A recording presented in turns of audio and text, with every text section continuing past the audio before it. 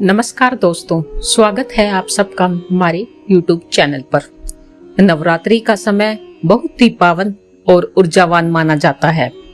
इस दौरान माँ दुर्गा के 9 रूपों की पूजा अर्चना करने से साधक को असीम शक्ति, धन, स्वास्थ्य और सुख समृद्धि की प्राप्ति होती है। लेकिन क्या आप जानते हैं, अक्सर लोग नवरात्रि के दौरान कुछ ऐसी गलतियां कर बैठते हैं जिनसे उनकी पूरी पूजा ही व्यर्थ हो जाती है। आज की इस वीडियो में हम आपको बताएंगे नवरात्रि के दौरान की जाने वाली 5 बड़ी गलतियां जिनसे बचकर आप मां की कृपा और ज्यादा प्राप्त कर सकते हैं। तो चलिए शुरू करते हैं।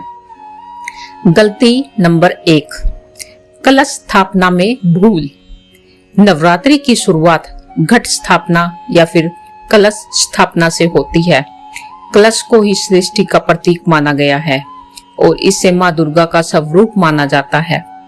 लेकिन कई लोग जल्दबाजी या जानकारी के अभाव में कलश स्थापना में गलती कर बैठते हैं, जैसे शुभ मुहूर्त के बिना कलश को स्थापित करना या फिर अशुद्ध स्थान पर कलश को रख देना, बिना नियम के मिट्टी के जौ या नारियल का उपयोग करना।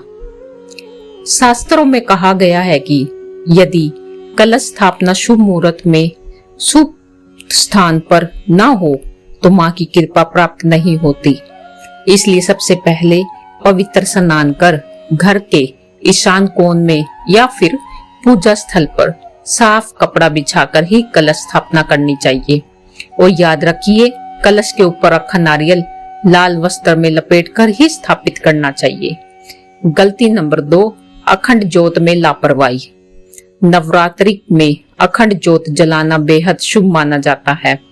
ये ज्योत पूरे घर में सकारात्मक ऊर्जा फैलाती है और बुरी शक्तियों को दूर करती है।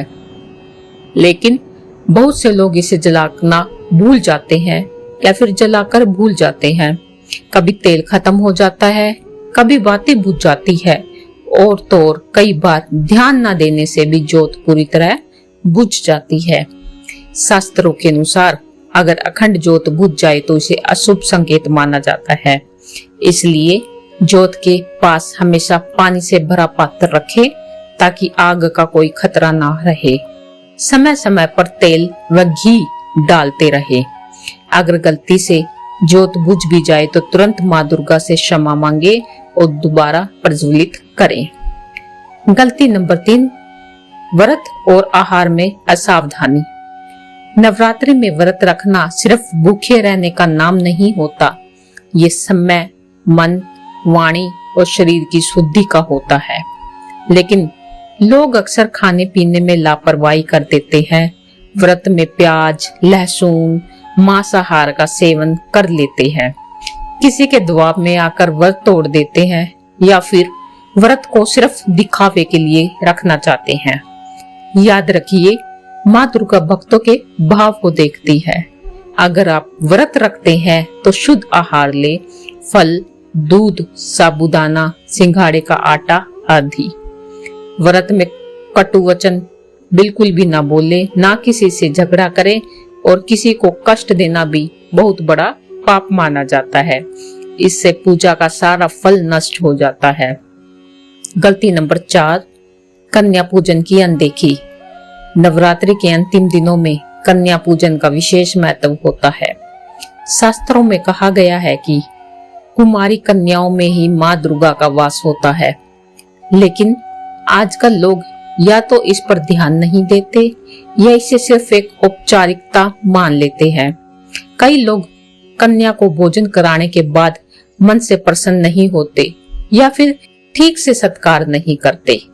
शास्त्रों के अनुसार यदि कन्या पूजन पूरे मन से किया जाए तो नवरात्रि की साधना अधूरी नहीं मानी जाती या पूरी मानी जाती है।